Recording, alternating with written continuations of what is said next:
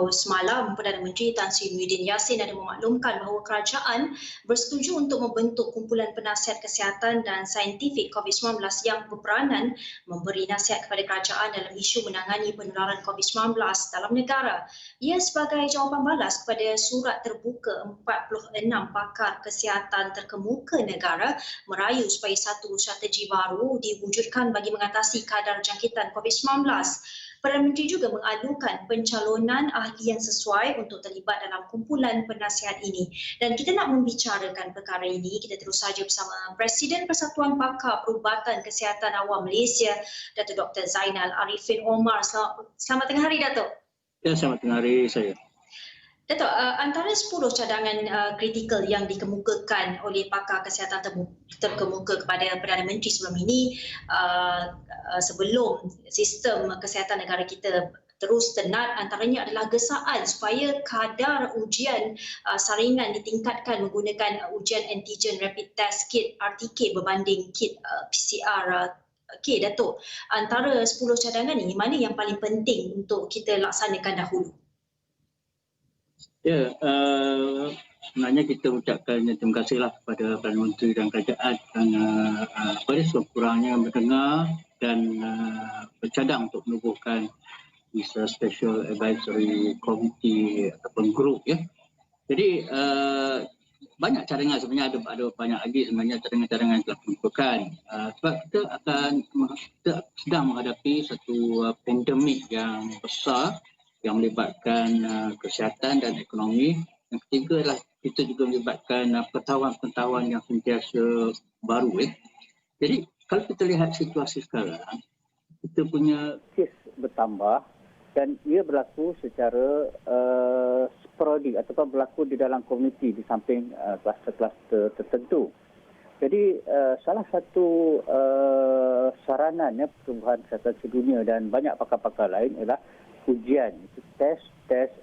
Maksudnya daripada kita buat saringan, maka ini kita boleh mengadakan isolasi ataupun kuarantin mereka yang mendapat jangkitan supaya dia tidak menjangkitkan kepada orang lain.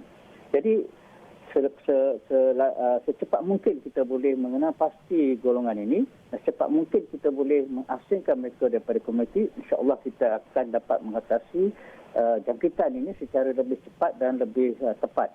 Jadi ini adalah satu saranan yang sangat penting, iaitu mengadakan ujian saringan dan isolasi mengikut lokaliti yang bermasalah. Ya, saya. Ya, Doktor, pencalonan ahli yang sesuai untuk terlibat dalam kumpulan penasihat ini, siapakah antara nama yang sesuai mengikut kepakaran masing-masing menurut pandangan Doktor? Ya, pada kita dalam 46 tu semua ahli-ahli pakar yang berpengalaman dan berpengetahuan. Tapi yang penting adalah mewakili disiplin di dalam perubatan. Perubatan ada banyak disiplin, ya. Jadi dalam mengatasi wabak pandemik ini, yang wajib saya rasa yang mesti ada di dalam kumpulan penasihat ini adalah pertama, mereka yang pakar di dalam kesihatan awam, ya, public health, medicine. Kerana mereka ni akan juga menggunakan kemahiran epidemiologi untuk mengkaji penyakit, sebaran dan sebagainya. Di samping itu membuat polisi-polisi yang bertepatan dengan umum, kerana ini adalah bidang mereka. Kemudian kita perlu juga ada calon atau wakil daripada kumpulan pakar penyakit berjangkit ataupun infectious diseases, kerana mereka tahu secara teknikal mendalam, ya, berkenaan penyakit ini.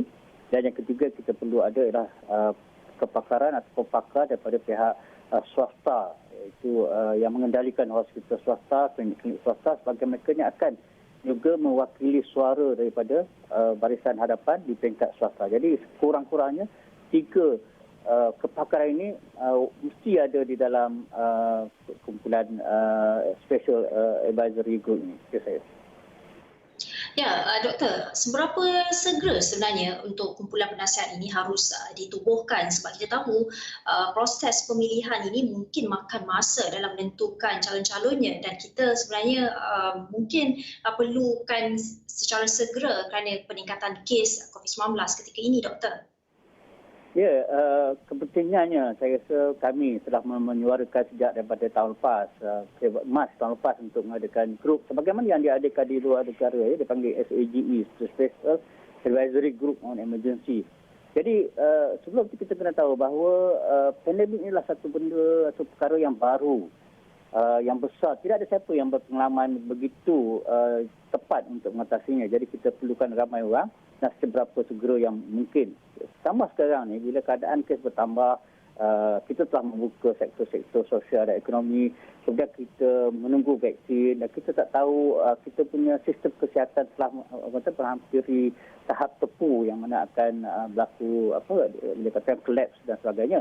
Jadi kita perlu segera, saya rasakan dengan segeranya tertubuh Special Advisory Group atau komiti ini, maka dengan mudah kerajaan akan mendapat nasihat yang tepat. Dari segi pelantikan atau wakil itu saya rasa tidak ada masalah.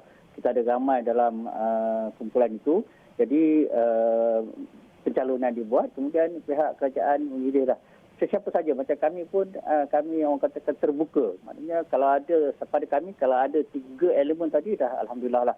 Boleh dilakukan segera dan secepat mungkin yang kerajaan bolehlah kita buang dulu birokrasi pentadbiran yang kadang-kadang melambatkan sesuatu perkara. Ya, saya.